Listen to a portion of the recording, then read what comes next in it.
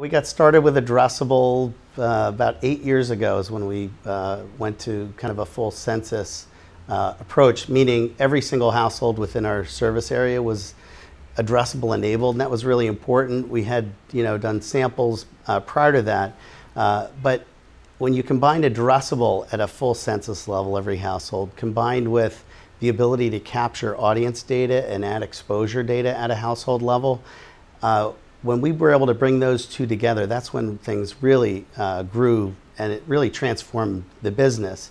Not every client is a perfect addressable candidate, and I think that's one of the misnomers. Early on we thought everything's going to be addressable, and one value of television, it's a mass reach vehicle.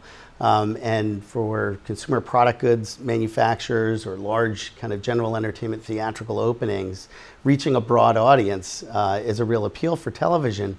So this notion of selecting very specific audiences may or may not be terribly relevant in those categories. So, but in either case, and in both cases, that the underlying audience data is very valuable. So as far as how the data is actionable on the front end, being able to really use census level data to maximize the reach among a very specific or granular audience. So maybe it is a CPG that's trying to target a deodorant for households that are, this is something I learned recently, that there are scent avoiders and scent lovers.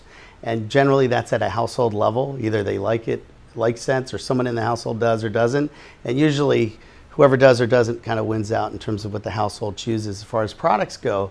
But you can imagine if there's a household that doesn't buy scented products, marketing a scented deodorant really isn't going to be terribly relevant, even though almost everyone buys deodorant. So, there are certain examples where addressable may not be applicable, but this notion of using data to identify the households that you're trying to message to in a very unique way, and then being able to measure the effect of that on the back end, we feel is the best use of the data.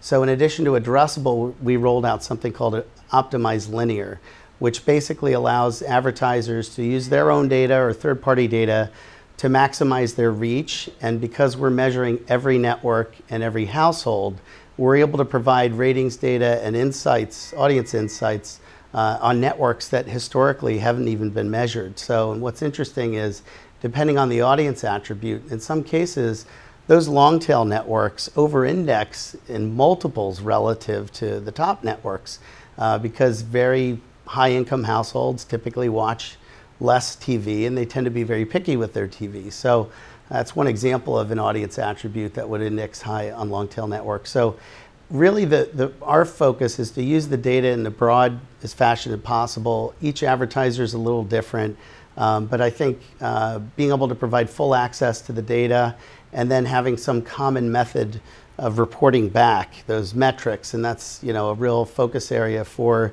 this consortium with the NAB, is really to put together a common set of standards around the data, so that we could universally define audience in a similar way. Auto propensity models vary a great deal from one provider to the next. It would be nice to get some standards around that, let alone the impression measurement on the back end, and that's really where we're going to be focused on this.